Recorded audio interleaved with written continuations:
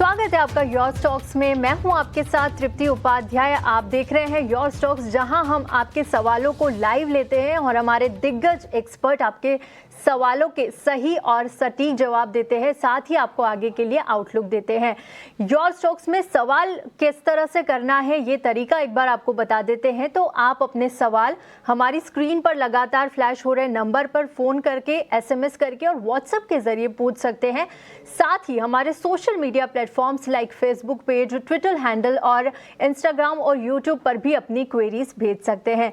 तो ये हो गया सवाल पूछने का तरीका। और आपके सवालों के जवाब देने के लिए आज हमारे साथ है यस सिक्योरिटीज इंडिया के टेक्निकल एनालिस्ट लक्ष्मीकांत शुक्ला। लक्ष्मीकांत जी, आपका बहुत बहुत स्वागत है योर स्टॉक्स में। मैं तृप्ति बात कर रही हूँ और सबसे पहले आपके पास आएंगे, लेकिन उससे पहले एक नज़र बाजार पर डाल लेते हैं। देखिए, रिकॉर्ड तेजी के साथ यहाँ पर दिन के ऊपरी स्तर पर फिलहाल कारोबार करता हुआ निफ्टी देखिए करीब 170 अंकों से ज़्यादा की तेज़ी है, 26,140 के लेवल पर कारोबार कर रहा है। बैंक निफ्टी में भी अच्छी तेज़ी यहाँ पर नज़र आ रही है, करीब 200 अंकों से ज़्यादा की तेज़ी के साथ 59,300 के करीब बैंक निफ्टी यहाँ पर कारोबार करता हुआ नज़र आ रहा है। निफ्टी गेनर्स पर एक बार नज़र डाल लेते हैं तो देखिए यहाँ श्रीराम फाइनेंस में अच्छी तेज़ी नज़र आ रही है। जापान की बैंक MUFG यहाँ पर 20% की हिस्सेदारी खरीदेगी और अभी थोड़ी देर में कंपनी की प्रेस कॉन्फ्रेंस भी यहाँ पर शुरू होने वाली है, जिसके चलते 5% से ज़्यादा की तेज़ी के साथ कारोबार करता हुआ श्रीराम फाइनेंस।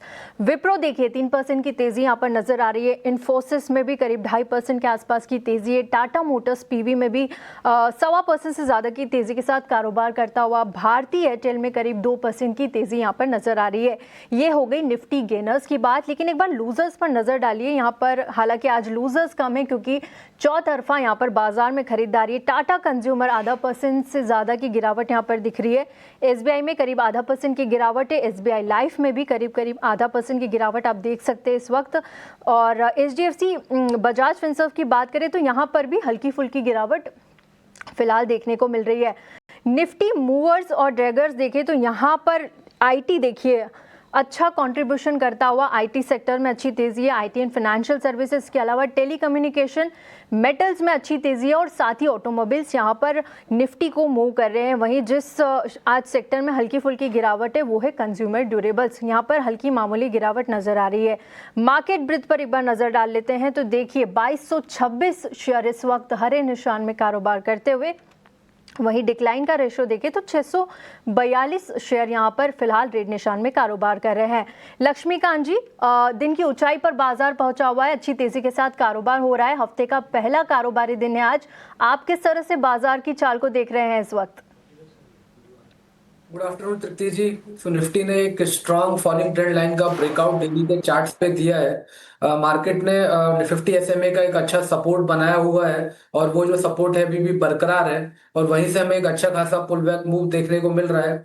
आज के सेशन में जिस तरीके से फॉलिंग ट्रेंड लाइन ब्रेकआउट हमें निफ्टी के चार्ट्स पर देखने को मिले हैं, तो हमें लगता है कि ये जो मोमेंटम है वो बरकरार रह सकता है। अब जो सपोर्ट है अब वो थोड़ा सा ऊपर खिसकता हुआ नजर आ रहा है। जो पहले का जो सपोर्ट था वो दिखाई दे रहा था 25,850 के आसपास और अब जो सपोर्ट है वो 26,000 के आसपास दिखाई दे रहा है।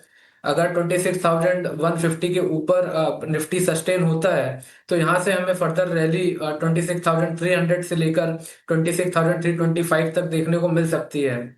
थोड़ा सा जो म्यूटेड परफॉर्मेंस है वो बैंक निफ्टी की तरफ से देखने को मिल रहा है। बैंक निफ्टी अभी भी अपने की हर्डल के नीचे ही सस्टेन कर रहा है। अगर 59,500 के ऊपर बैंक निफ्टी निकलता है तो वहां पर भी हमें अच्छी तेजी देखने को मिल सकती है। वहां पर एक फॉलिंग ट्रेंड लाइन का फिर से ब्रेकआउट देखने को मिलेगा। उस दौरान जो बैंक निफ्टी है अपने ऑल टाइम हाई 60,100 तक पर पहुंचता हुआ दिखाई देगा। ठीक है, लेवल्स अपने बाजार के लिए बता देते हैं, लेकिन अब वक्त हो गया है अपने पहले कॉलर को जोड़ने का। यहाँ पर यूट्यूब से हमारे पास एक क्वेरी आई है। गोविंद सिंह की हरियाणा से क्वेरी है। आरती इंडस्ट्रीज पर इन्होंने सवाल पूछा है। 120 की क्वांटिटी में इनके पास शेयर है और 560 का इनका खरीद भाव है। आरती इंडस्ट्रीज आज देखिए अच्छी तेजी यहाँ पर है पूरे बाजार में, तो आरती इंडस्ट्रीज भी 1% की तेजी के साथ यहाँ पर कारोबार करता हुआ। साथ ही पटेल इंजीनियरिंग के भी इनके पास शेयर है, 960 की क्वांटिटी में है और 52 के लेवल पर इन्होंने खरीदारी की थी। एक एक कर क्वेरीज इनकी लेते हैं। सबसे पहले आरती इंडस्ट्रीज देखिए 120 क्वांटिटी 560 के भाव पर लिया और फिलहाल 373 के लेवल पर कारोबार कर रहा है। आरती इंडस्ट्रीज में 22,000 से ज़्यादा का नुकसान ये झेल रहे हैं। पटेल इंजीनियरिंग में भी इन्होंने 52 के खरीद भाव पे लिया था और 20 रुपये नीचे 32 के लेवल पर कारोबार करता हुआ 960 की इनके पास क्वांटिटी है, यहाँ पर भी ये नुकसान झेल रहे हैं। लक्ष्मीकांत जी, इन दोनों शेयर्स पर क्या राय देंगे? हालांकि इन्होंने अपना नजरिया नहीं बताया है, लेकिन आप अपना लॉन्ग टर्म और शॉर्ट टर्म में अपनी राय रखिएगा, क्या करना चाहिए इन्हें यहाँ पर? देखिए तृप्ति जी, शॉर्ट टर्म बेसिस पर अगर देखा जाए तो स्ट्रक्चर थोड़ा इम्प्रूव हुआ है, तो एक शॉर्ट टर्म का रिबाउंड डेली के चार्ट्स पर हमें देखने को मिल सकता है। तो जो आप अभी जो रेजिस्टेंस दिखाई दे रहा है वो दिखाई दे रहा है 385 के आसपास। अगर 385 के ऊपर एक ब्रेक थ्रू मिलता है तो वहां से मुझे लगता है कि 410 के लेवल शॉर्ट टर्म बेसिस पर देखने को मिल सकते हैं। रही बात इनके प्राइसिंग की आरती इंडस्ट्री में, तो इन्होंने तो काफी ऊपर से बाय करके रखा हुआ है, उसके लिए इनको थोड़ा सा होल्ड करना पड़ सकता है। तो हमें लगता है कि 410 420 एक लेवल रहेगा। अगर वहां पे कंसोलिडेशन होता है तो एक ग्रेजुअल अपसाइड का मोमेंटम आरती इंडस्ट्री में देखने को मिलेगा। तो मुझे लगता है कि इनको होल्ड करना चाहिए। एक स्टॉप लॉस में इनको सजेस्ट करूंगा 345 का। जब तक ये थ्री आरती इंडस्ट्री 345 के ऊपर रहता है तब तक ये जो एक्सपेक्टेड ब्रेकआउट है 385 के ऊपर का, जब तक हम उम्मीद लग कर सकते हैं, और वहां से फिर हमें 410 420 तक के लेवल्स देखने को मिल सकते हैं। और जब ये 410 420 के आसपास पहुंचेगा तो एक बार ये फिर इनको इस फिर चार्ट को रिविजिट करना पड़ेगा, तो जो आगे के लेवल्स हैं उनको हम बता पाएंगे। वहीं पर अगर हम पटेल इंजीनियरिंग की बात करें तो यहाँ पर भी जो हमें संकेत मिल रहे हैं वो थोड़े से बेरिश साइड के ही मिल रहे हैं। हालांकि एक हल्का सा रिबाउंड हमें कई 3 से 4 दिनों के सेशंस में देखने को मिला है। तो मुझे लगता है कि ये जो पुल बैक मूव है यहाँ से आने वाले समय में बढ़ता हुआ दिखाई दे सकता है। 40 से लेकर 45 तक के लेवल्स शॉर्ट टर्म बेसिस पे हमें पटेल इंजीनियरिंग में देखने को मिल सकते हैं। वहीं पर अगर ये स्टॉक फिर से 28 के नीचे सस्टेन होता है तो फिर से यहाँ पे सेलिंग प्रेशर बढ़ सकता है। तो हमारी सलाह रहेगी कि 28 के स्टॉप लॉस के साथ पटेल इंजीनियरिंग को भी होल्ड करें, और जब ये 42 45 के पास आता है तो एक बार फिर से रिविजिट करवाएं, तो वहां से इनको और लंबे टारगेट हम दे पाएंगे। ठीक है, पटेल इंजीनियरिंग में 42 के आसपास अगर आता है तो आप इसे रीचेक करिए, वहाँ से आगे वेट एंड वॉच की स्ट्रेटेजी जो भी बनेगी आपको फिर से बताएंगे, लेकिन एक बार इसे रीचेक ज़रूर कर लीजिए। आरती इंडस्ट्रीज़ में भी सेम राय है, आपको 385 के लेवल्स के आसपास यहाँ पर एक बार रीचेक ज़रूर करना होगा। आगे बढ़ते हैं, और इस वक्त हमारे साथ यूट्यूब से एक और क्वेरी हमारे पास आ रही है। कल्लू प्रजापति का सवाल है, टाटा मोटर्स पीवी के इनके पास 100 की क्वांटिटी में शेयर्स है, 447 का इनका खरीद भाव है और फिलहाल 360 के लेवल पर कारोबार कर रहा है, जिसके चलते 8,000 से ज़्यादा का नुकसान ये झेल रहे हैं।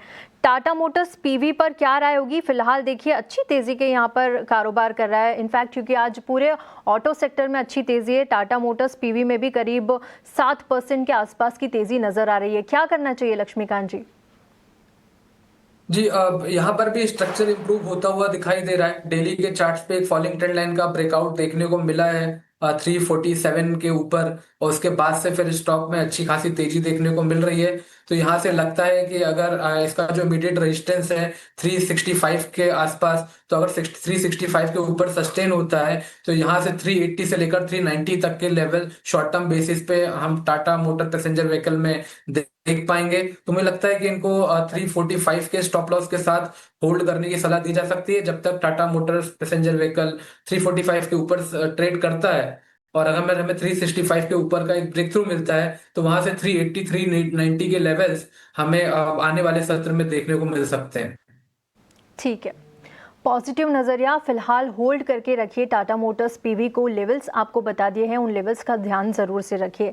अगले हमारी जो क्वेरी है वो भी यूट्यूब से आ रही है। अरुण कुमार की क्वेरी है, उत्तर प्रदेश से ये लिख रहे हैं, ओलेक्ट्रा ग्रीन टेक के इनके पास 500 की क्वांटिटी में शेयर्स है, 1214 के भाव पर इन्होंने लिए हैं, और लॉन्ग टर्म का नज़रिया ये रखते हैं करीब करीब 5 साल का। फिलहाल देखिए अच्छा खासा प्रॉफिट ये लेकर चल रहे हैं, 3,72,550 का प्रॉफिट इन्हें हो रहा है, क्योंकि आज देखिए शेयर की जो 1191 के लेवल पर कारोबार करता हुआ नजर आ रहा है। ओलेक्ट्रा ग्रीन टेक पर आपकी क्या राय होगी? किस तरह से आप इस स्टॉक को वॉच करते हैं? देखिए, वैसे अगर हम पिछले 2 से 3 मंथ का सेशन देखें तो वहां पर तो हमें गिरावट देखने को मिली है, बट अभी फिलहाल ये स्टॉक एक बेस फॉर्मेशन बनता हुआ दिखाई दे रहा है डेली के चार्ट्स पर। तो यहाँ से लगता है कि शॉर्ट टर्म रिबाउंड हमें देखने को मिल सकता है अगर ये स्टॉक 1250 के ऊपर सस्टेन होता है। तो ये एक इमीडिएट हर्डल है ओलिक्टा ग्रीन टेक का। मुझे लगता है कि यहाँ पर एक स्टिफ रेजिस्टेंस है, तो यहाँ पर इनको एक बार फिर से रिविजिट करना पड़ेगा। बट इन्होंने बहुत पहले से इसको बाय करके रखा है, तो मुझे लगता है कि अगर ये मुनाफा आधे शेयर्स में मुनाफा बांध लेंगे तो ज्यादा बेहतर रहेगा, क्योंकि 1250 की स्ट्रॉन्ग हर्डल है। अगर 1250 के ऊपर इलेक्ट्रा ग्रीन टेक टिकता है तो देन आफ्टर फिर हमें वहां पे फ्रेश बाइंग मोमेंटम देखने को मिलेगी। वहां से फिर से ये अपने अपसाइड के मोमेंटम को रेज्यूम कर सकता है और फिर से हमें ये स्टॉक 1400 के आसपास दिखाई देगा।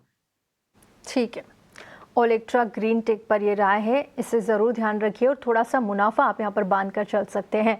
आगे बढ़ते हैं और इस वक्त हमारे साथ राजकुमार जुड़ चुके हैं। हाय राजकुमार, गुड आफ्टरनून। कहाँ से बात कर रहे हैं आप और क्या सवाल है आपका? मैडम मेरे पास केन्स के शेयर हैं जी। 225 शेयर है मेरे पास 4550 के। 3950 के भाव पे 45 के भाव पर आपने, ठीक है, 3945 के भाव पर आपने ये खरीद रखे हैं। जी जी, और एक शेयर मेरे पास है इसके इस जो है क्या नाम है शेयर का? जी राजकुमार, आप बता सकते हैं, एक बार हम केन्स पर राय ले लेते हैं। लक्ष्मीकांत जी, राजकुमार हमारे साथ लाइव जुड़े हैं। इनके पास केन्स टेक के शेयर है, 225 की क्वांटिटी में है और 3945 के लेवल्स पर इन्होंने खरीदारी की है। क्या करना चाहिए केन्स टेक में? देखिए आज यहाँ पर थोड़ी सी तेज़ी, करीब 1% 1.25% से ज़्यादा की तेज़ी यहाँ पर नज़र आ रही है, लेकिन पिछले कुछ दिनों में बिल्कुल अच्छा करता हुआ नज़र नहीं आया। एक महीने की ही बात करें तो यहाँ पर 27% से ज़्यादा की गिरावट देखने को मिल रही है और लगातार ये खबरों में भी है। क्या करना चाहिए केन्स टेक पर, क्या राय होगी इन्हें? देखिए, अगर ये 3700 के स्टॉप लॉस के साथ अगर इस शेयर को होल्ड कर सकते हैं तो ज्यादा बेहतर रहेगा। वहां पर हमें पिछले स्विंग्स लो दिखाई दे रहे हैं और अभी फिलहाल के सत्र में भी हमें वहीं से रिबाउंड देखने को मिले हैं। हालांकि जो मेजर अपसाइड की रैली है इसके लिए थोड़ा इंतजार करना पड़ सकता है। मुझे लगता है कि अगर इमीडिएट बेसिस पे 4500 से लेकर 4600 के लेवल्स अगर टूटते हैं तो वहां से फिर हमें एक रिबाउंड देखने को मिल सकता है। फिर उसके बाद ये स्टॉक आने वाले समय में 5300 के अपने पिछले स्विंग हाई को रिप्रेजेंट कर एक बार रिटेस्ट कर पाएगा। बट अभी फिलहाल मुझे लगता है कि अगर 3700 के स्टॉप लॉस के साथ होल्ड करेंगे तो और मुझे लगता है कि यहाँ से अच्छे प्राइजेस इनको देखने को मिल सकते हैं आने वाले समय में। ठीक है, यहाँ पर आप होल्ड करके चलिए, 3700 का एक ऐसे लगाइए, अच्छे लेवल्स आने वाले दिनों में आपको केन्स टेक में दिख सकते हैं। चलिए इसी के साथ वक्त एक छोटे से ब्रेक का, और लक्ष्मीकांत जी हमारे साथ लगातार बने हुए हैं। आप ब्रेक के बाद अपनी और क्वेरीज को शो में शामिल करेंगे। जल्द लौटते हैं।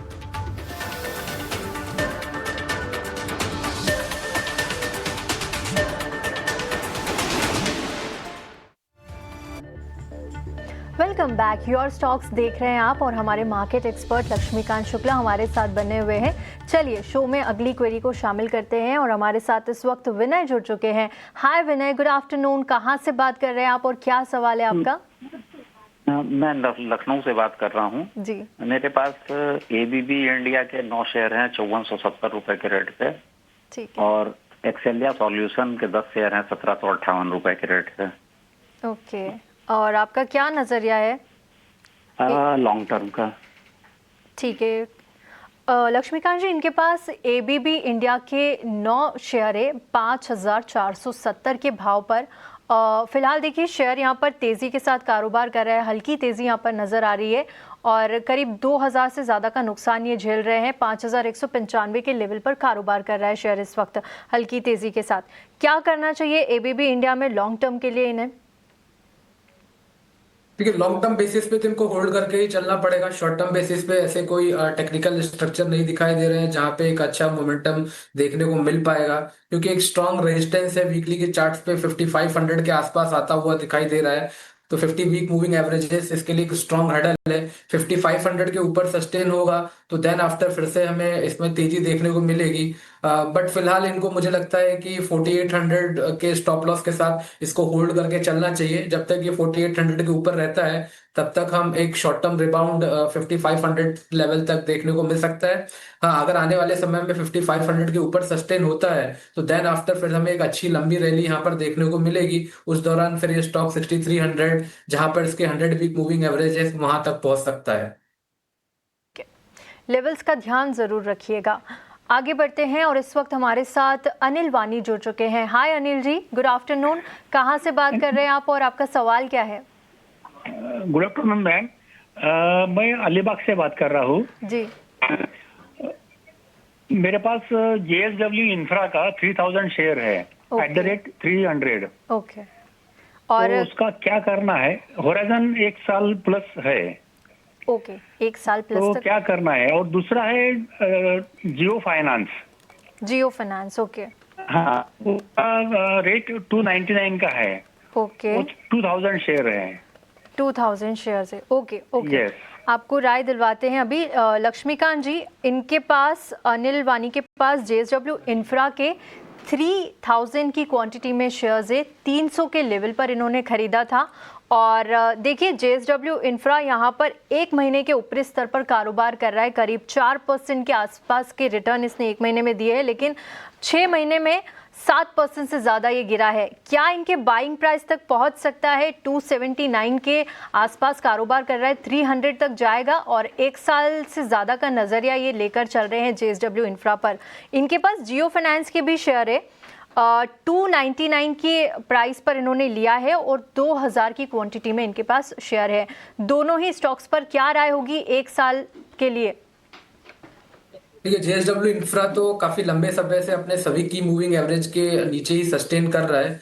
हालांकि अगर हम पिछले 3 हफ्ते का कैंडल देखेंगे तो यहाँ पर हमें एक हैमर काइंड ऑफ फॉर्मेशन देखने को मिल रहा है, जिसका मतलब है कि यहाँ से एक शॉर्ट टर्म रिबाउंड हमें 295 से लेकर 300 जोन तक आने वाले समय में देखने को मिल सकता है। तो अगर इनकी कॉस्ट प्राइस के आसपास अगर ये स्टॉक आता है तो मुझे लगता है कि वहां से एग्जिट कर देंगे तो ज्यादा बेहतर रहेगा, क्योंकि अभी भी मल्टीपल हर्डल JSW इंफ्रा में बने हुए हैं। वहीं पर अगर हम जियो फाइनेंस की बात करें तो वहां पर इसको जियो फाइनेंस को होल्ड करके चल सकते हैं। एक बड़ा ब्रेकआउट आने की उम्मीद है। हालांकि अभी ब्रेकआउट लेवल से इसके जो प्राइजेस हैं वो थोड़े नीचे चल रहे हैं, बट हमें लगता है कि आने वाले समय में अगर 315 320 के ऊपर जियो फाइनेंशियल के जो प्राइजेस हैं अगर वो सस्टेन होते हैं तो वहां पे एक बड़ा ब्रेकआउट डिसेंडिंग ट्रेंड लाइन का देखने को मिलेगा और वहां से फिर से ये स्टॉक अपने अपसाइड मोमेंटम को रिज्यूम करता हुआ दिखाई देगा। उस दौरान फिर हमें 350 360 तक के भी अपसाइड के लेवल्स यहाँ पर देखने को मिल सकते हैं। और ये जो हमारा नजरिया है, पॉजिटिव जो नजरिया है, वो तभी तक रहेगा जब तक ये स्टॉक आने वाले समय में 280 के ऊपर ट्रेड करता है। तो 280 के स्ट्रिक्ट स्टॉप लॉस के साथ इस जियो फाइनेंशियल में बने रह सकते हैं और 315 320 के ब्रेकआउट का इंतजार कर सकते हैं। ठीक है, 280 के स्ट्रिक्ट स्टॉप लॉस के साथ आप बने रहिए। अच्छे लेवल्स आपको देख सकते हैं जियो फाइनेंस में। आगे बढ़ते हैं और इस वक्त हमारे साथ लाइव कॉलर आकाश जुड़ चुके हैं। हाय आकाश, गुड आफ्टरनून। कहाँ से बात कर रहे हैं आप और अपना सवाल पूछिए। जी, क्या सवाल है आकाश आपका? मैम, मेरे पास टाटा मोटर्स के शेयर हैं, 411 शेयर हैं मेरे पास, जो खरीद भाव हैं 417 रुपए के रेट से। ठीक है, इनके पास आप नजरिया क्या रखते हैं आकाश? कितने टाइम तक आप होल्ड करके सकते हैं? मैम, मेरे पास कोई इशू नहीं है, मतलब कोई वो समय नहीं है। मैं 1 साल 2 साल 3 साल 4 साल रख सकता हूँ। ठीक है, लक्ष्मीकांत जी, टाटा मोटर्स PB पर एक और क्वेरी आई है हमारे पास। 411 शेयर्स हैं इनके पास और 417 के लेवल पर इन्होंने खरीदारी की है। फिलहाल देखिए 2.5% की तेज़ी आज ज़रूर नज़र आ रही है क्योंकि अच्छा मार्केट चल रहा है, ऑटो शेयर्स अच्छा कर रहे हैं आज, लेकिन 360 के लेवल पर कारोबार कर रहा है और इनका जो खरीद भाव है वो 417 है, जिसके चलते इन्हें यहाँ पर थोड़ा सा बड़ा नुकसान झेलना पड़ रहा है। नज़रिया ये है कि ये रख सकते हैं जितना टाइम आप इन्हें बताएंगे। क्या इनके बाइंग प्राइस तक फिर से पहुँच पाएगा टाटा मोटर्स PB? जैसा कि अभी हमने कुछ समय पहले ही बात किया था टाटा मोटर पैसेंजर व्हीकल के बारे में, एक शॉर्ट टर्म रिबाउंड देखने को मिल रहा है, फॉलिंग ट्रेंड लाइन का ब्रेकआउट आया हुआ है, स्ट्रक्चर थोड़ा इंप्रूव आता हुआ नजर आ रहा है। बट अगर ओवरऑल स्ट्रक्चर को देखें, जहां से इनकी खरीदारी का भाव है 400 410, वहीं पे स्ट्रॉन्ग रेजिस्टेंस भी बने हुए हैं। तो मुझे लगता है कि इनकी खरीदारी भाव तो आ सकता है, बट वहां से ऊपर जाएगा कि नहीं, कि जब वो उस लेवल पे आएगा तो वहां पे एक बार रिविजिट करेंगे तो ज्यादा बेहतर रहेगा। बट जैसा कि इन्होंने बताया, इनका लंबा नजरिया है, तो मुझे लगता है कि होल्ड करके चल सकते हैं। और हमें लगता है कि यहाँ से जो शॉर्ट टर्म रिबाउंड है इनके कॉस्ट तक तो अभी फिलहाल हमें आता हुआ दिखाई दे रहा है। ठीक है, आपके बाइंग प्राइस तक आता हुआ दिखाई दे रहा है, फिलहाल होल्ड करके आप रख सकते हैं टाटा मोटर्स पीवी। लक्ष्मीकांत जी, आपका बहुत बहुत शुक्रिया हमारे साथ जुड़ने के लिए, बाजार पर राय देने के लिए और साथ ही हमारे दर्शकों के सवालों का जवाब देने के लिए। शुक्रिया सर। इसी के साथ योर स्टॉक्स में इतना ही। आप कहीं मत जाइए, क्योंकि ईटी नाउ स्वदेश पर खबरों का सिलसिला इसी तरह से जारी रहेगा। नमस्कार।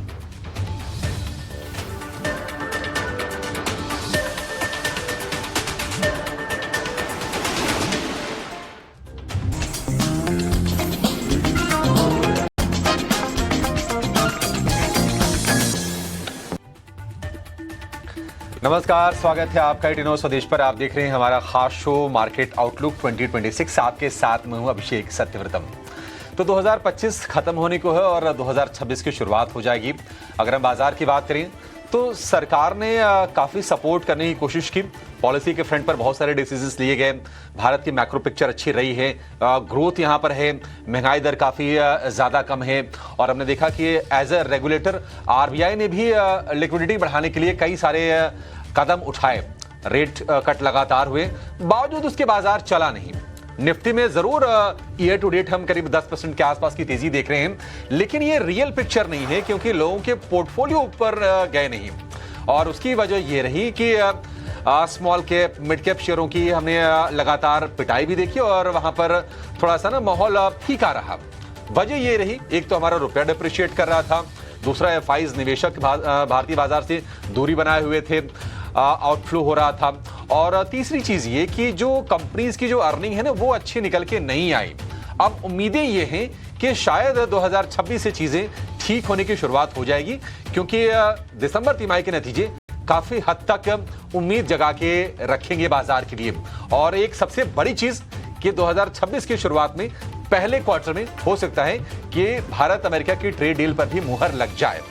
तो क्या बाजार की दशा दिशा यहां से बदलने वाली है? क्या 2026 एक बेहतर साल साबित होगा 2025 के मुकाबले?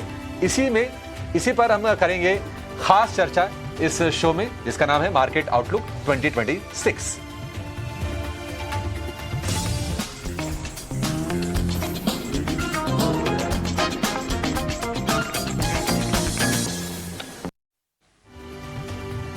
तो 2026 में मौके कहां पर अच्छे बनेंगे, इस पर चलिए चर्चा करते हैं। और आज हमारे शो में जुड़ गए हैं Anand Rathi, shares and stock brokers के इन्वेस्टमेंट सर्विसेज के head fundamental research, Narendra Solanki.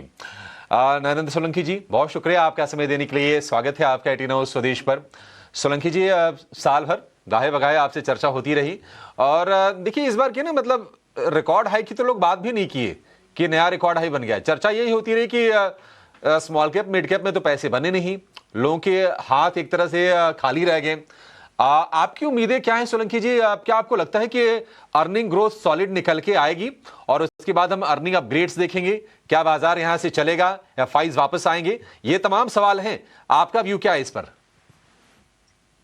जी गुड आफ्टरनून। जी बिल्कुल, जो करंट ईयर था वो काफी अंडर परफॉर्मिंग रहा, specially from mid cap and small cap point of view से। और इसके पीछे रीजंस भी आप देखें तो काफी सारी वॉलेटिलिटीज हमें देखने को मिली। साल के शुरुआत में जहां हमें थोड़ा जियोपॉलिटिकल जो ग्लोबल रिस्क थे वो हमें बढ़ते हुए दिखाई दिए और हम लोग एक हाई इंटरेस्ट रेट सिनेरियो से एंटर किए थे और उम्मीद थी कि इंटरेस्ट रेट कट्स आएंगे, लेकिन और इंटरेस्ट रेट कट्स आए भी, लेकिन थोड़ा सा जो ग्लोबल अनसर्टेनिटीज थी साल के स्टार्टिंग के हाफ फर्स्ट पार्ट में, वो थोड़ा सा वॉलेटिलिटी लेके आया, और जो एफआईज के फ्लोज थे बिकॉज ऑफ वो सब अनसर्टेनिटीज के लिए वो काफी हाई रहे। और हमने देखा कि एटलीस्ट 2 to 3 मंथ्स हमें ऐसे देखने को मिले जहाँ पे बहुत ही सिग्निफिकेंट एफआई आउटफ्लो रहा और कंटिन्यूसली ये एवरी ऑल्टरनेट मंथ काफी हाई फ्लोज आउटफ्लोज भी रहे। उसके साथ ही साथ जो ट्रम्प की ट्रेड रिलेटेड टैरिफ्स थी जो कि ऑलमोस्ट मिड ईयर से स्टार्ट होना चालू हो गए थे, वहां पे आशा के विपरीत इंडिया को जिस हिसाब से टारगेट किया गया वो भी एक थोड़ा सा नेगेटिव हेडविंड्स लेकर आया अपने भारत के लिए। लेकिन अगर आप आने वाले साल की बात देखेंगे तो जो डोमेस्टिक मैक्रोज है वो काफी पॉजिटिव टर्न हुए हैं। इंटरेस्ट रेट अगर आप देखेंगे तो काफी निचले स्तर पे ऑलरेडी आ चुका है। रूरल इकोनॉमी में अगर आप डिमांड सिनारियो देखेंगे काफी अच्छा है। गवर्नमेंट की तरफ से अगर आप जीएसटी वर्जन 2 का जो रिफॉर्म है वो बहुत ही बेहतरीन है, जिससे कि हमें जो थर्ड क्वार्टर है, दिसंबर क्वार्टर है, उसमें काफी अच्छा कंजम्पशन के अंदर रिबाउंड दिखेगा। ऑटो सेल्स के अगर आप आंकड़े देखें तो काफी अच्छे आंकड़े आए थे, होलसेल नंबर्स भी काफी अच्छे थे। और आगे आने वाले जो फेस्टिव सीजन और ईयर एंड जो सेलिब्रेशंस और जो मैरिज सीजन है वो भी काफी अच्छे हमें देखने को मिलेंगे। मानसून काफी अच्छा रहा, तो रूरल इकोनॉमी काफी अच्छा परफॉर्म कर रही है और गवर्नमेंट की तरफ से सपोर्ट भी काफी अच्छा है। और इन दिनों अगर आप देखेंगे तो जो केपेक्स का डेटा है, गवर्नमेंट केपेक्स जो थोड़ा सा स्लगिश हुआ था मिड ईयर में, लेकिन वापस से वो रैंप अप होता हुआ हमें दिखाई दे रहा है। स्पेशली अगर आप नवंबर के आंकड़े देखेंगे तो वहां पे प्रोजेक्ट्स के अवार्डिंग्स में थोड़ा इंप्रूवमेंट आया है। तो ओवरऑल जो डोमेस्टिक फैक्टर्स है वो काफी अच्छे हैं।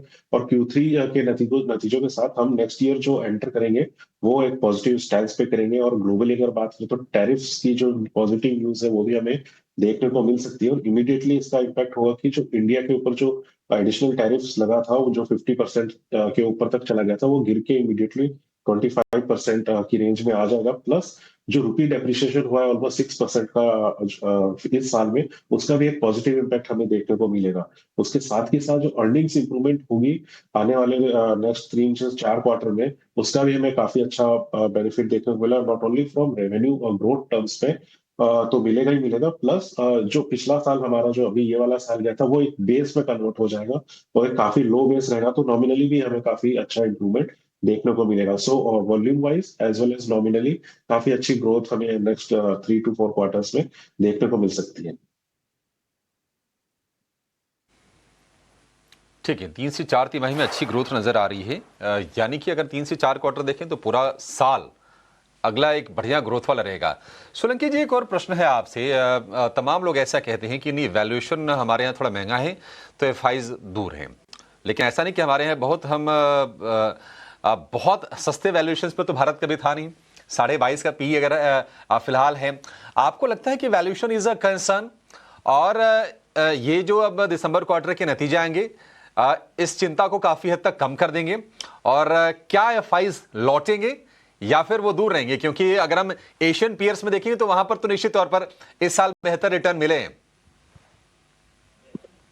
जी, जहां तक वैल्यूएशन की बात है तो हिस्टोरिकली इंडिया ने जो वैल्यूएशन प्रीमियम है वो कमांड किया है ओवरऑल, चाहे आप किसी भी मार्केट से कंपेयर करें। इसके 2-3 कारण है। एक तो है कि हमारा जो प्रीमियम ग्रोथ है, अगर आप देखेंगे तो हम लोग one of the fastest growing economy है ओवरऑल इस रीजन के अंदर, जो कि काफी बड़ी इकोनॉमी भी है। हम लोग टॉप 5 इकोनॉमी में हम लोग आते हैं। तो जो फास्ट ग्रोथ, हाई ग्रोथ का जो रनवे हम ऑफर करते हैं एज ए इकोनॉमी, वो भी एक प्रीमियम वैल्यूएशन कमांड करने पे हमें मदद करता है। दूसरा, अगर आप डोमेस्टिक पॉइंट ऑफ व्यू से देखेंगे तो इंडिया का जो कैपिटल है वो डोमेस्टिकली लॉक्ड इन है। तो हमारा जो डोमेस्टिक जो इन्वेस्टर्स है उनके लिए एक डोमेस्टिक इन्वेस्टमेंट के अलावा कोई मेजर ऑप्शंस नहीं है जाने के लिए। तो जो डिमांड है हमारे इन्वेस्टर्स की, वो हमारी जो इक्विटी मार्केट्स है या फिर जो दूसरे इन्वेस्टिंग के ऑप्शंस हैं उन्हीं को ही फॉलो करती है। तो जो सप्लाई है वो काफी लिमिटेड है और जो डिमांड है वो काफी हाई है। तो ये भी एक जो फ्लो ऑफ मनी है, ये भी जो चेस करता है इन्वेस्टर्स का, वो भी एक थोड़ा सा हमें सपोर्ट देता है प्रीमियम वैल्यूएशंस होने के कारण। और अगर आप वैसे देखेंगे स्टॉक स्पेसिफिक नजरिए से तो काफी ज्यादा जो स्टॉक्स है वो फिलहाल जो करेक्शन आया है ऑलमोस्ट 20 to 30% का mid cap and small caps में, तो काफी सारे एरियाज ऐसे उभर के ऑलरेडी आ चुके हैं जो अपने हिस्टोरिकल 5-year एवरेजेस की या तो ऑलमोस्ट पास में चल रहे हैं या फिर उससे थोड़ा नीचे चल रहे हैं। तो काफी अट्रैक्टिव वैल्यूएशन भी यहाँ पे उभर के आई है on the back of high growth runway.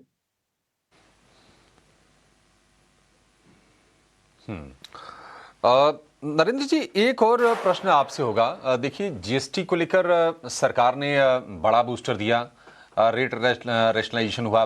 बावजूद इसके हमने देखे कि अक्टूबर में जो जीएसटी कलेक्शन रहा वो करीब 1.9 लाख करोड़ रहा। नवंबर में थोड़ा घटा जरूर, फिर भी 2.25 करोड़ रुपए के आसपास के जीएसटी कलेक्शन आए, तो ये काफी ज्यादा मजबूत है। लेकिन जो कंजम्पशन वाले जो शेयर हम उम्मीद करके चल रहे थे कि तेजी आएगी, एफएमसीजी में तो बिल्कुल नहीं आई। डिस्क्रिशनरी कंजम्पशन में थोड़ा सा आया, लेकिन वो थोड़ा मतलब लैकलस्टर ही रहा। तो आपके हिसाब से क्या इसका डिलेड इंपैक्ट हम देखेंगे कंजम्पशन में शेयर चलेंगे? अगर हाँ, तो अब चूंकि इतना ब्रॉड है कि ये समझना बड़ा जरूरी हो जाता है कि अच्छा कौन से सेगमेंट पे नजर रखनी है। आपके हिसाब से कंजम्पशन में क्या चूज करना है? जी, ये जो कंजम्पशन रिकवरी की जो बात है, इसमें अगर आप गौर से देखेगा तो जो हमारे दो बड़े फेस्टिवल थे, दशहरा दिवाली, वो एक ही मंथ में आ गए थे।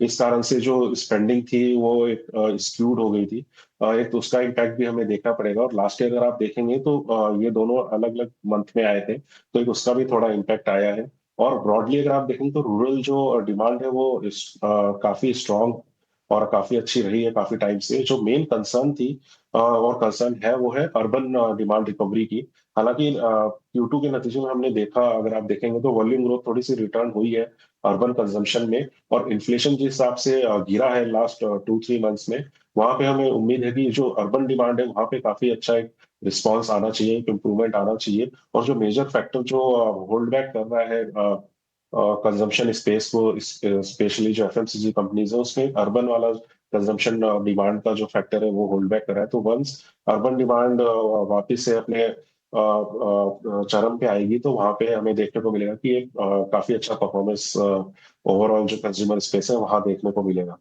और फिलहाल जो हमारी एक्सपेक्टेशन वो ये है कि अर्बन डिमांड में अंदर रिकवरी बिल्कुल देखने को मिलेगी नेक्स्ट 2 क्वार्टर्स में, जिससे कि कंजम्पशन बोथ डिस्क्रिशनरी और नॉन डिस्क्रिशनरी में हमें पॉजिटिव पॉजिटिव ग्रोथ देखने को मिलेगा। एक और सवाल होगा मेरा ना रियल एस्टेट को लेकर, क्योंकि रियल एस्टेट शेयरों ने थोड़ा निराश किया है। अगर हम इंडेक्स लेवल पर देखेंगे तो निफ्टी जहां 10% चला है, लेकिन रियल्टी इंडेक्स 17% गिरा है।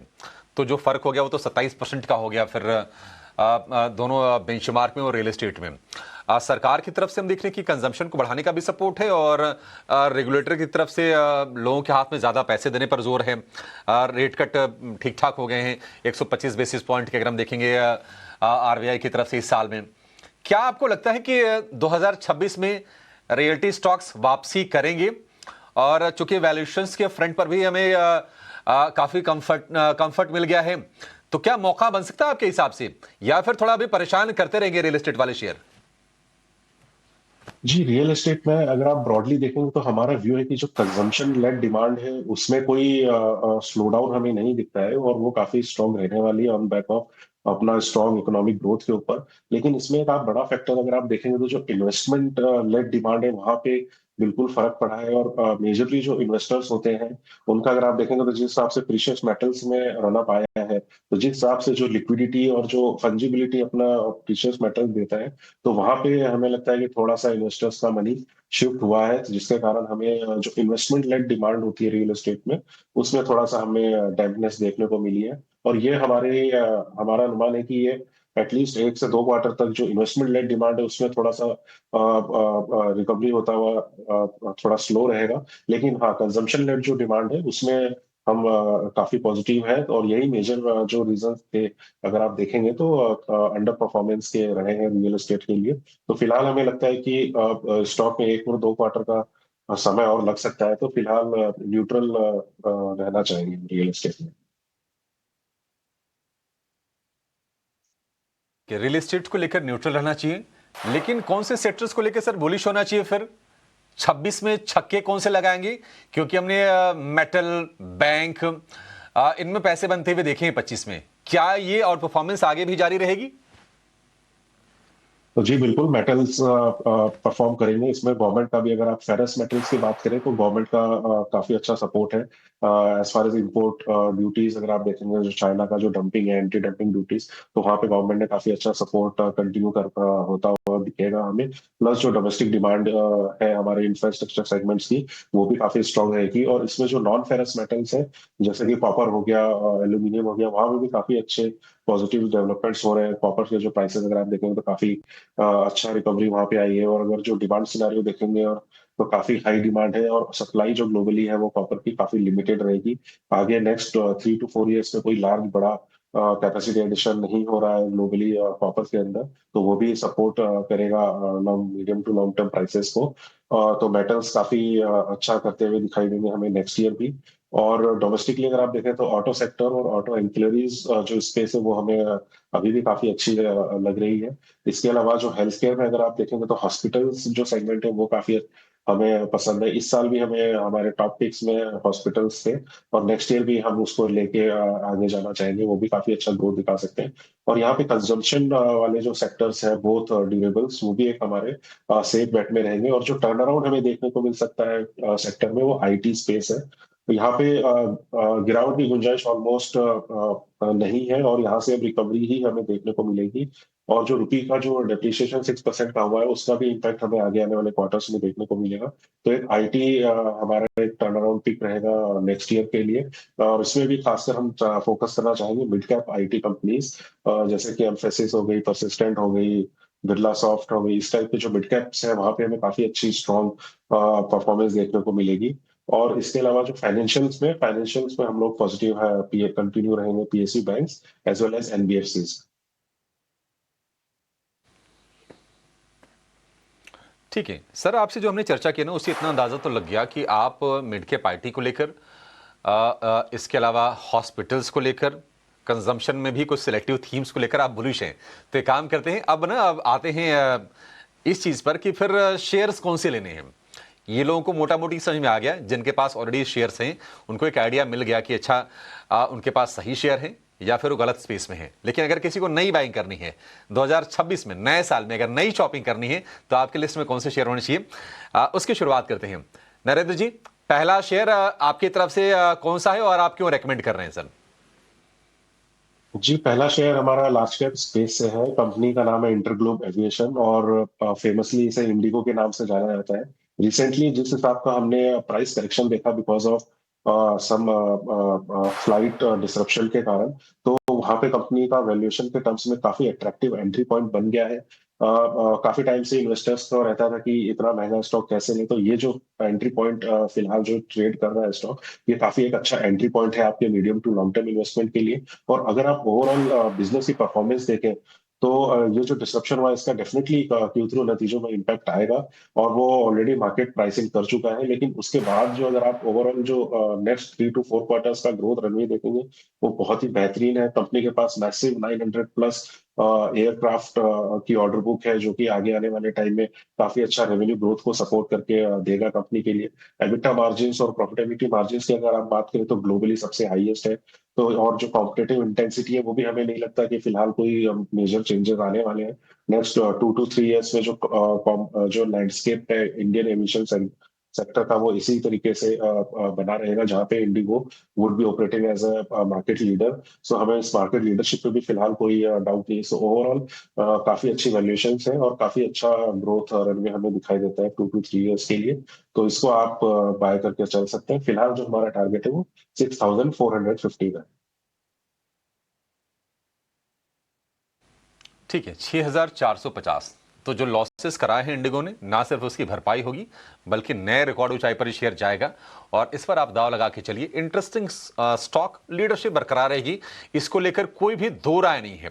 अब आते हैं जरा, आपने बोला था कि फार्मा भी आपको पसंद है, हॉस्पिटल वाले भी शेयर पसंद है, इनमें से कौन सा शेयर चुने सर? जी, इनमें हमारी पसंदीदा स्टॉक है Krishna institute of medical sciences, KIMS hospital. और इसमें अगर आप देखें तो इन्होंने रिसेंटली थाने में एक हॉस्पिटल ऑनलाइन लेके आए हैं जो कि ऑलमोस्ट 300 बेड्स का है और इसमें से 175 बेड का ऑपरेशनल हो भी चुका है हॉस्पिटल। और करंटली जो यूटिलाइजेशन है वो भी स्टेडीली हमें रैंप अप होते हुए दिखेगा। और इसका जो की स्पेशलिटीज है जैसे कार्डियक ऑन्कोलॉजी, वहाँ पे काफी स्पेशलाइज्ड इनकी ऑफरिंग्स है जिससे हमें लगता है कि काफी इसको मदद मिलेगी ऑपरेशनली रैंप अप होने में। और अगर आप देखेंगे तो मैनेजमेंट का भी ये मानना है कि जो उनकी जो ब्रेक इवन है वो काफी जल्दी ही आ जाएगी। 175 बेड के बाद company would clock 140-145 million monthly revenue. और इनका जो कॉस्ट स्ट्रक्चर है वो भी काफी लीन है बाकी पीएस के कंपैरिजन में। और ओवरऑल अगर आप इकोनॉमिक्स देखेंगे तो थाने का जो रीजन है वहां पे जो पॉपुलेशन है वो ऑलमोस्ट 3 मिलियन की है, तो ये भी एक सपोर्ट करेगा काफी फास्ट रैंप अप होने के लिए। तो हमें मीडियम टू लॉन्ग टर्म के लिए स्टॉक काफी अच्छा लगता है। फिलहाल जो हमारा इसमें टारगेट है वो 800 रुपीज का है। ठीक है, 800 रुपीज़ का टारगेट है Krishna institute of medical sciences यानी कि किम्स। और अगर आप इसको देखेंगे तो मतलब 4 साल 4.5 साल इसको लिस्ट हुए हुआ, तेलंगाना बेस्ड हॉस्पिटल चेन है। और इसने अपने निवेशकों के जो इनके पैसे हैं ना उसको अच्छे से बढ़ाए हैं। तो किम्स को लेकर ये व्यू 800 रुपये के टारगेट के लिए आप इसमें निवेश कीजिए। सोलंकी जी, अगला शेयर ये कंजम्पशन, और हमने आपसे हॉस्पिटल तो पूछ लिया सर, ऑटो वगैरह में आपके पसंदीदा कोई शेयर जहां पर आपको लगता है कि आगे ग्रोथ अच्छी होगी? जी बिल्कुल, ऑटो के अंदर हमारा ऑटो एंसिलरीज का स्टॉक है Minda corporation limited.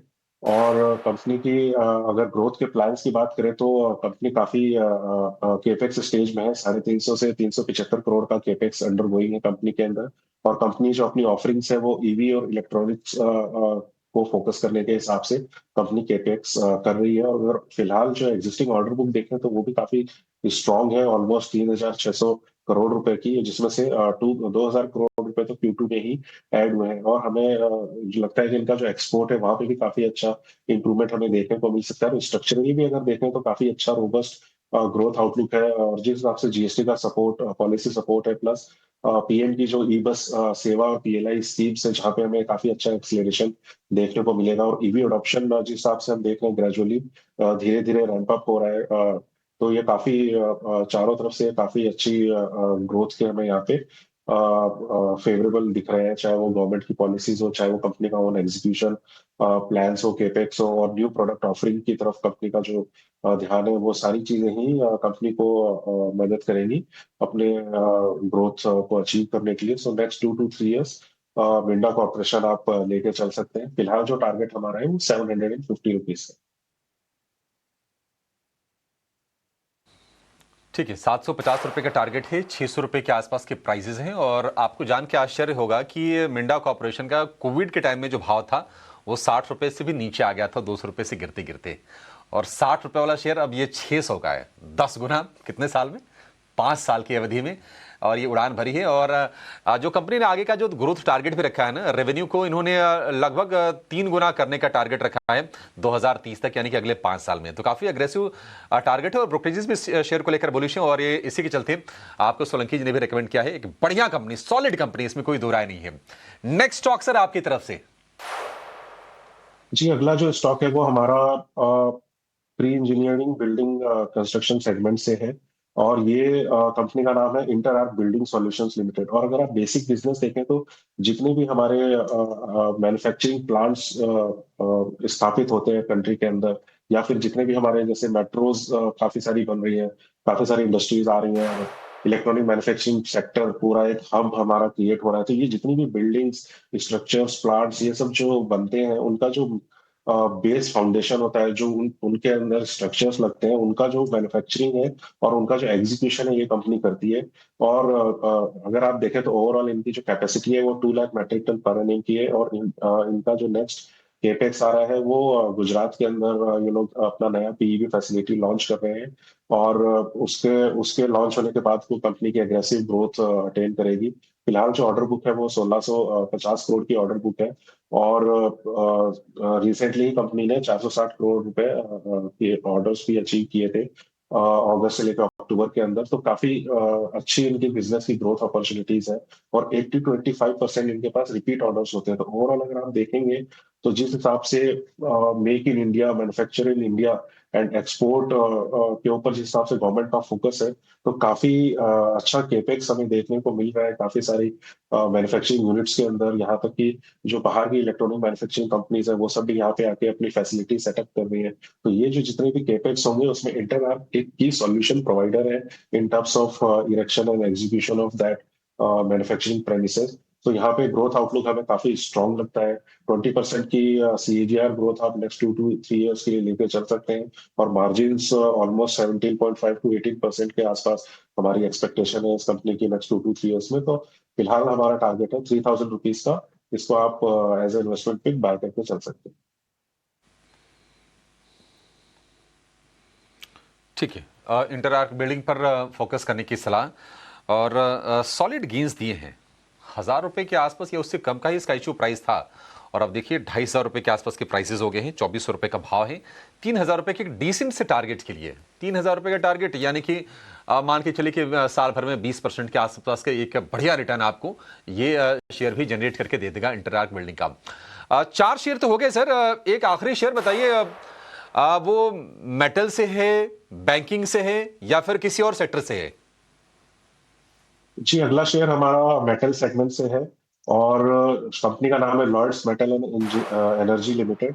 Maharashtra based company है, और कंपनी के अगर आप ट्रेडिशनल बिजनेस की बात करें तो सबसे लोवेस्ट कॉस्ट प्रोड्यूसर है ये फेरस मेटल्स के अंदर, और काफी अच्छी हमने ग्रोथ भी दिखाई दी, और इनकी जो माइंस है वो ग्रेजुअली अब हमें रैंप अप होते हुए दिख रहा है। प्लस कंपनी ने अभी रिसेंटली डाइवर्सिफाई किया है कॉपर के अंदर भी, और company has acquired 50% stake in DRC copper project, जो कि 100 स्क्वायर किलोमीटर में फैला हुआ है। काफी अच्छी ग्रेड के कॉपर्स की वहां पे अवेलेबिलिटी है, और कंपनी इस वाले प्रोजेक्ट वाले एक्विजिशन से 30,000 टन के अराउंड एनुअली कॉपर प्रोड्यूस कर सकती है, which can generate almost 2,800 crore rupees in terms of revenues and 500 crore rupees in terms of EBITDA. So काफी एक अच्छा फिलिप मिलेगा कंपनी को नॉन फेरस के अंदर एंटर करके। प्लस रिसेंटली इन्होंने टाटा स्टील के साथ भी पार्टनरशिप टाई अप किया है, जिससे इनका जो ऑफटेक है मेटल्स का वो एक तरीके से एश्योर्ड हो गया है। तो ये जो 2 रिसेंट डेवलपमेंट्स है बिजनेस में, काफी पॉजिटिव है स्टॉक के लिए, और इसलिए हमें मीडियम टू लॉन्ग टर्म के लिए काफी अच्छा लगता है। इसको आप फिलहाल बाय करके चल सकते हैं। जो हमारा टारगेट है वो 1610 रुपए है। ठीक है, 1610 रुपए का टारगेट है। 1350 रुपए के आसपास के भाव हैं। एक बार फटाफट जो 5 शेयर हैं सोलंकी जी के आप दिखा दीजिए। इंटरग्लोब एविएशन हो गया, मिंडा कॉर्प हो गया, किम्स हो गया, इंटरआर्क बिल्डिंग और लॉयड्स मेटल। ये 5 शेयर आपको खरीदने की सलाह दी जा रही है, और ये सारे के सारे शेयर कम से कम 2026 में आपके काम आएंगे। अगर आपके मन में दुविधा हो कि पैसे मेरे कहाँ बनने हैं, तो आप इन पर अमल कीजिए। और ये जो शेयर आपको सुझाए जाते हैं ना, ये बताने में तो भले ही 2-2 मिनट का समय लगा हो, लेकिन इनके बारे में रिसर्च करने में कम से कम मैं बिल्कुल श्योर हूँ कि 20-20 घंटे का समय लगा होगा शेयर निकालने में। तो वो पूरा निचोड़ आपके सामने, आपके फायदे के लिए, हमारे एक्सपर्ट्स के माध्यम से। सोलंकी जी, बहुत शुक्रिया आज हमारे साथ जुड़ने के लिए, और आउटलुक 2026 में हमारे दर्शकों को गाइड करने के लिए और बेहतरीन स्टॉक्स बताने के लिए। फिलहाल इस शो को यहीं से बैठेंगे। सोलंकी जी, बहुत शुक्रिया। हैप्पी न्यू ईयर सर, नया साल आपके लिए शुभ हो। और इस शो को फिलहाल यहीं पर समेटेंगे। ET9 स्वदेश पर खबरों का सिलसिला जारी है। नमस्कार।